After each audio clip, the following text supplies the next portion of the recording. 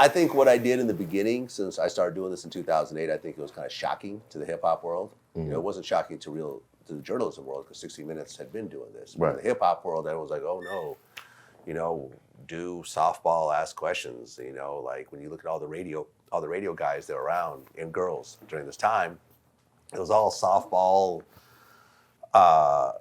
you know, very easy interviews that don't really tell you anything about the person. They're all just basically promo runs. And I just thought it was lame. Like, you know, you go into the barbershops, people are asking the real questions, but you don't get these real questions in the interviews, you know? And here we are in the barbershop. Unless. You see what I'm saying? So I think when I came out and I'm asking the tough questions, everyone in the hip hop world was like shocked. But now when you look at, like, I think like Nori, what he does is not much different from what I do. I think he has the same type of questions, the same kind of tough questions and everything else like that. It's like people are drinking though, so sometimes it goes over a little bit easier. Right. But, you know, I think that most of the big platforms, they do kind of what I do.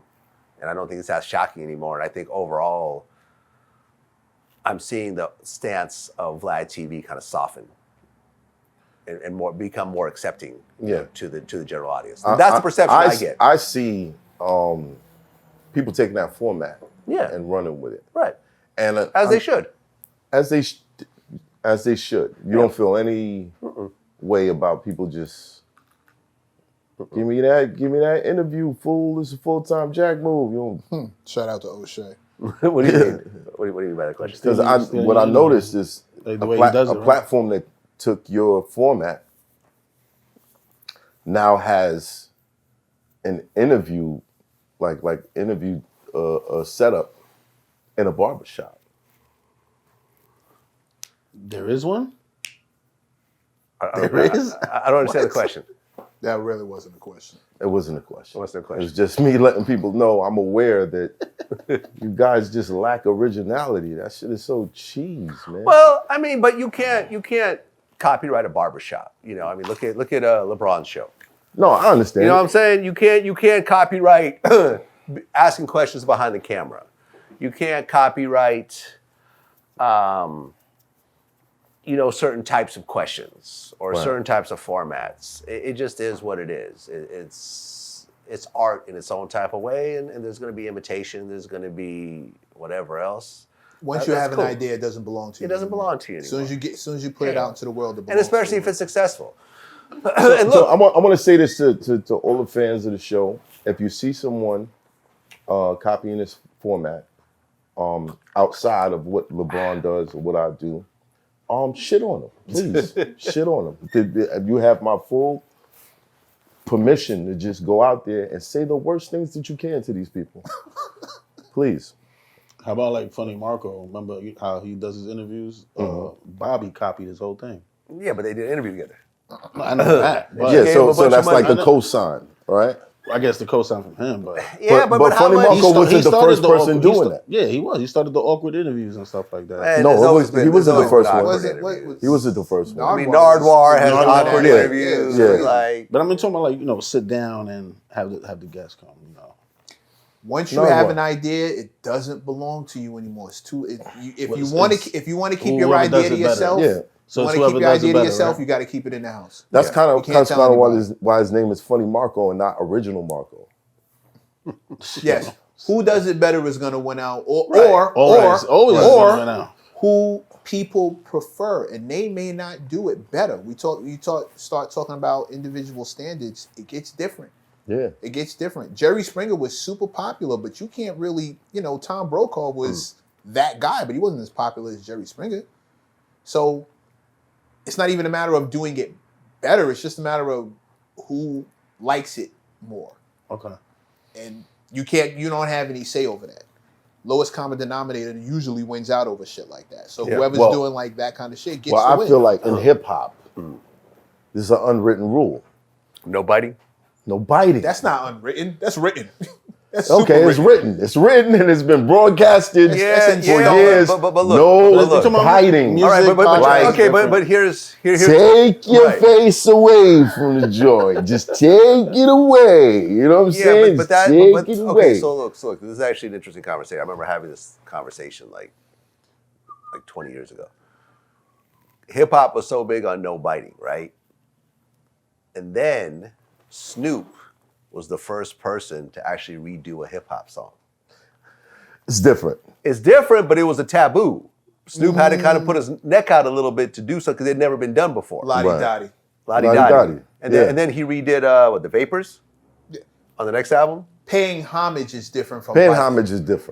But the thing is that everyone in hip hop was too scared to do that. Whereas in traditional, like for example, like Shaka Khan, her biggest hit, "I Feel for You," was a Prince song. It wasn't written by Prince. It was a Prince song on his album that she redid, and she just ended up doing a better job of it. I heard it through the grapevine. There was like 3 versions of it before Marvin Gaye killed it. Well, all through R&B and rock at the time, everybody they've just been recycling a lot of records. Was so, you can't bite, don't redo my song.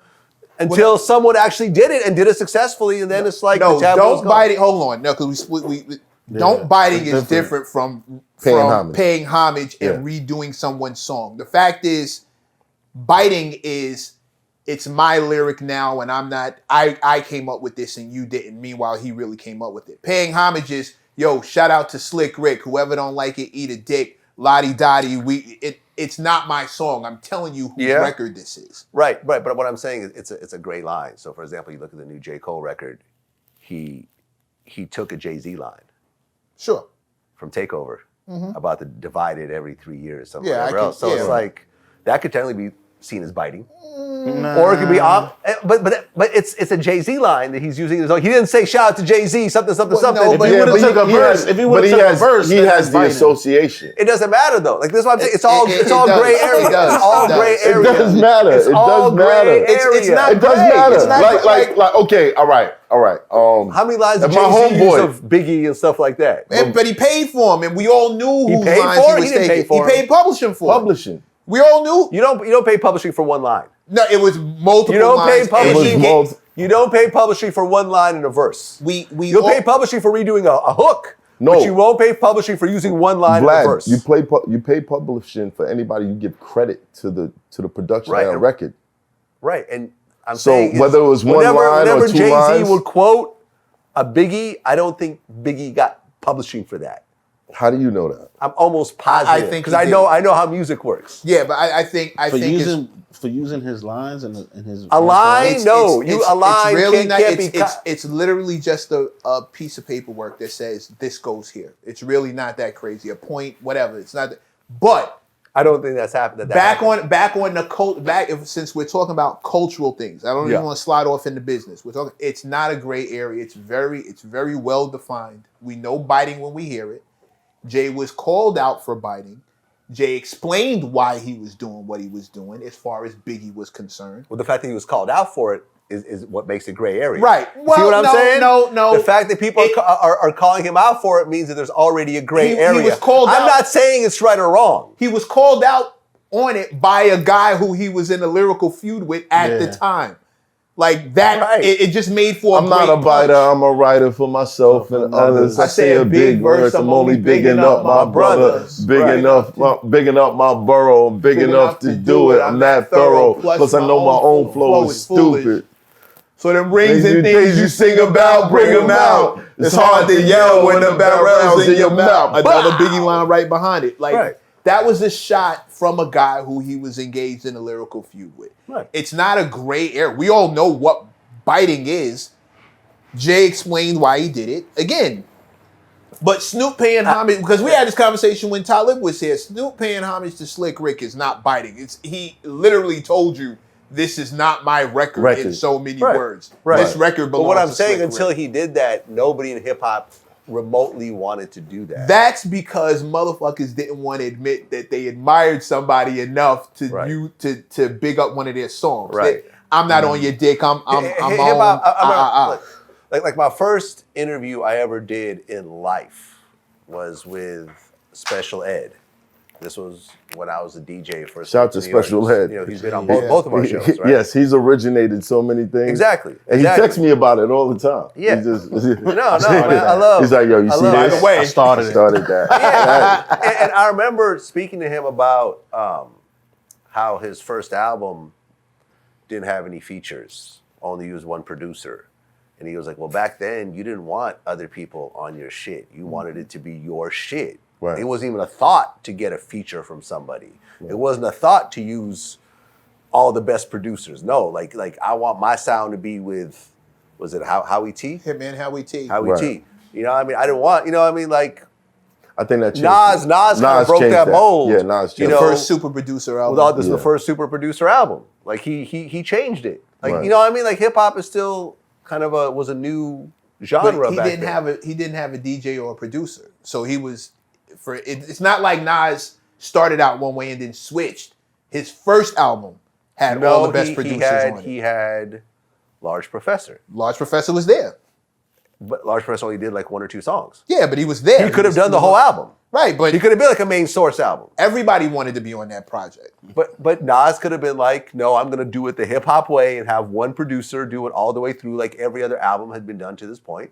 And he decided to switch it, and it worked, and it became one of the best albums ever. You know, and he had one feature from AZ. You know what I'm saying? Right. One song had a feature. Every other song was original. Now you look at albums by, like, let's say a French Montana or Rich the Kid, and every song has a feature on It's like it. a compilation. It's almost like a compilation. And it works for certain people. True. Yeah. So it's like you have these no biting rules or whatever, but it's all gray area and it all evolves. And at the end of the day, everyone's just trying to create their best product. And if it means I got to incorporate certain things, I got to use certain things, where I got to pay certain people publishing to use this, or I got to pay these people to jump on my record, or if I got to literally take something and, you know, either pay for it or hope they don't notice, everyone's just trying to create the dopest product because the competition is fierce. Yeah. Everyone's a rapper. There's a million fucking records that come out every day. That's all I'm saying, man. It's not completely cut and dry. There's always a gray area to it. I think it gets muddy. Culturally, there's no gray area. Artistically, there's no gray area. Now, what people do financially, what people do business-wise, what people try to do industry-wise, totally different. Nas deciding that he was going to have multiple producers on this one project can be seen as an evolution in how things go, right? Right. Snoop having enough integrity and enough, I'm trying to think of the word for it. Snoop being a big enough person to admit that this is somebody he's looked up to his entire career and paying homage to his record, that's another breakthrough because a lot of people didn't have that kind of guts to do that before him. Right. Right. Culturally, not biting is still not biting. And when it's when it's caught, it's frowned upon. Which is why Nas was able to get that line off and nobody went, get the fuck out of here. No, everybody was like, well, he's got a point. You are doing that shit. Nobody shitting on Nas for saying that because culturally everybody understands. Now, Jay had to explain himself. Because he understood and some people took that explanation and some people said, nah, you still biting. Yeah, no. Right? And that's what the gray areas, this is what I'm saying. It's still not gray. No, it's not a personal opinion. It's gray. It's not gray if it's explained. You can explain it and not everyone's going to accept your explanation. Right. That's all I'm saying. Right. Understood. It was like everyone unanimously said, oh, okay, Jay, thumbs up. Some people are like, nah, fuck that. The thing is, people were saying that before Nas pointed it out. Yeah. I mean, who? Rod Wave. I remember someone made a compilation of all the things, all the lines that he took got a from Boosie song, the Jay-Z song, this. Yeah. Is this homage or is this biting? You see what I'm saying? Like you could keep bringing up. Now in the case of Rod Wave, and I make, no offense to Rod Wave. Trapper turn smack rapper. Only smack rapper that you know is smack rapper.